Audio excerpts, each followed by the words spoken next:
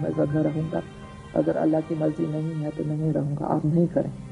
جب ان کو کوٹ لکھپت جیل میں مارچ کے مہینے مارچ 18 1978 کو ان کو ڈیتھ سینٹنس سنایا گیا اور وہ کوٹ لکھپت جیل میں نظر بند تھے، میرے کو کراچی میں نظر بند کیا گیا تھا، بیگم صاحبہ کو لاہور میں نظر بند کیا گیا تھا، تو ہم تینوں الگ الگ تھے اور ہم اکیلے تھے جب یہ ہمیں خبر ملی کہ سزائے موت کا ہوا ہے۔ اور اس وقت ہمیں ملاقات 2 ہفتے میں ایک ملاقات آدھے گھنٹے کے لیے ہوتی تھی یا 1 گھنٹے کے لیے ہوتی تھی۔ تو جب مجھے ملاقات کے لیے لے آئے کوٹ لکھپت جیل میں، تو وہ ادھر ایک ایسے چھوٹے سے جیل میں تھے، ان کا پورا منہ سجا ہوا تھا کیونکہ اتنے وہاں یہ مچھر تھے کہ انہوں نے ان کو کاٹے تھے،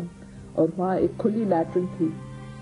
مولوی مشتاق نے خود فون کیا تھا، جیل سپرنٹینڈنٹ کو کہا تھا کہ صبح کو میں نے اناؤنس کیا ہوں، تم نے اب تک ان کو کیوں موت کی سزا نہیں دی، موت کے گھر نہیں لے گئے۔ اور جب میں گئی تھی وہ اپیل نہیں کرنے چاہتے تھے سپریم کورٹ میں۔ اس نے کہا میں اپیل کیا کروں گا، انہوں نے کہا کہ میں اپیل کروں گا جو ایک جج یعقوب باعزت جج تھا بیگم صاحبہ کا، اس نے پٹیشن ایڈمٹ کیا، ان کو تو مسترد کیا گیا، اور یہ جو باقی ججز ہیں ان کے اوپر بہت پریشر ہوگا، ان میں سے کتنے ہمت کر سکیں گے، کتنے ہمت نہیں کر سکیں گے۔ تو کہتا تھا کیا فائدہ ہے، آپ کیوں چاہتے کہ میں سفر کروں، بہتر ہے کہ میں اپیل دائر نہیں کروں، 1 ہفتے میں یہ معاملہ ختم ہو جائے، میں اللہ کے پاس چلے جاتا ہوں۔ تو ہم نے ان سے منتیں کی ہیں کہ خدا کے لیے آپ ایسے نہیں کیے، نہیں تو وہ 1978 میں بھی پٹیشن سپریم کورٹ میں دائر نہیں کرنے چاہتے تھے۔ بہت مشکل کے بعد میں نے ان سے منتیں کی ہیں، بیگم صاحبہ نے ان سے منتیں کی ہیں، تو پھر آخر میں انہوں نے کہا چلو آپ کے خاطر میں کر رہا ہوں، مگر یہ مجھے سپریم کورٹ میں بھی بحال نہیں کریں گے، مطلب بری نہیں کریں گے، اور آپ میرے ٹارچر میں اضافہ کر رہے ہیں۔ اور سپریم کورٹ میں ویسے ہی ہوا، 9 ججز تھے، 5 جج ان کے حق میں تھے، 4 ان کے خلاف تھے، اور ان نے سپریم کورٹ کے سائز کو 7 کر لیا تاکہ وہ 4 ججوں کا اکثریت ہو اور ان کو سزا ہو۔ اور یہ جو الزام تھا بھٹو صاحب کے اوپر وہ تھا قتل کا الزام، اور جس بندے کا قتل وہ بندہ زندہ تھا، وہ اب تک زندہ ہے، اور سازش میں آپ کو کبھی سزائے موت نہیں ملتی،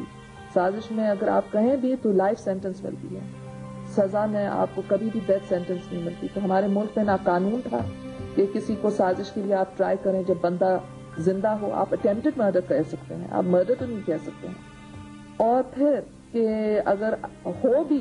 بندہ مر بھی جائے، واقعی وہ مرڈر ہو، تو پھر بھی کانسپیرسی کے لیے آپ کو ڈیتھ سینٹنس نہیں ملتا ہے، مگر یہ صرف بنا ہوا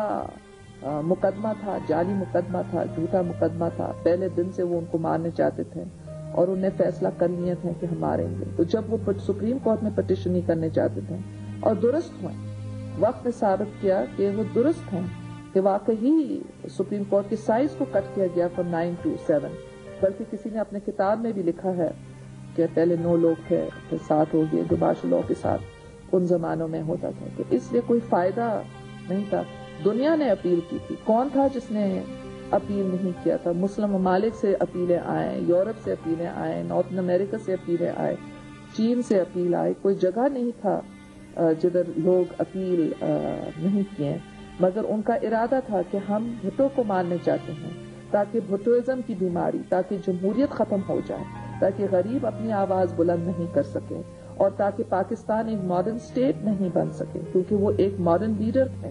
ان نے خواتین کو حقوق دیے، ان نے اقلیتوں کو حقوق دیے، وہ سب کے ساتھ برابری کا سلوک چاہتے تھے، اور ایک پاور ہنگری ٹولہ تھا جس نے پاکستان کے ایٹمی پروگرام کے اوپر سودا کر کے ملک کے منتخب وزیر اعظم کو قتل کرنے کا منصوبہ تیار کیا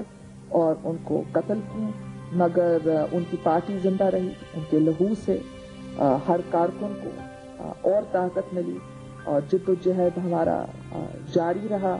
اور اپنے نتائج پر پہنچ گیا، اور یہ ان کی فتح تھی کہ 1988 میں پاکستان پیپلز پارٹی بھٹو صاحب کے نام پر منتخب ہوا، اور تاریخ میں آپ کو ایسے کوئی اگزامپل نہیں ملے گا کہ لوگ اپنے قائد کے ساتھ اتنی محبت کریں کہ ان کی شہادت کے بعد بھی ان کے پارٹی کے ساتھ وہی وفاداری ثابت کریں، اور وفاداری کی قیمت بھی تھی۔ ایک چیز ہے کہ آپ وفادار رہیں اور آپ کو کوئی قیمت نہیں ادا کرنا پڑے، مگر یہاں وفاداری کی قیمت تھی، نوجوان لڑکوں کو گولیوں کے ساتھ اڑا دیتے تھے، مار دیتے تھے، پھانسیاں دیتے تھے، نوجوان لڑکوں کے پیٹوں کے اوپر کوڑے مارتے تھے، مگر پیپلز پارٹی کے کارکنوں نے، جمہوریت پسند قوتوں نے سب نے ساتھ دیا اور پھر پاکستان کے اندر جمہوریت کا سورج واپس طلوع ہوا۔ بس پھر ہم ملاقات سے جب واپس گئے تو مجھے یاد ہے کوٹ لکھپت سے جب ہم خدا حافظ کہہ رہے تھے اور وہ نہیں کھول رہے تھے، میں نے کہا میرے ذہن میں خالی یہ بات تھی کہ ہمیں نہیں رونا ہے ان کے سامنے، ظالموں کے سامنے ہمیں کوئی کمزوری نہیں دکھانی ہے، اور ہم باہر گئے ہیں۔ اور میں نے کچھ میری سہیلی کو دیکھی اور میں نے اشارتاً ان کو بتانے کی کوشش کی کہ یہ لاسٹ ملاقات تھا راولپنڈی جیل سے جیسے، پر اتنی تیزی سے گاڑی کو لے گئے،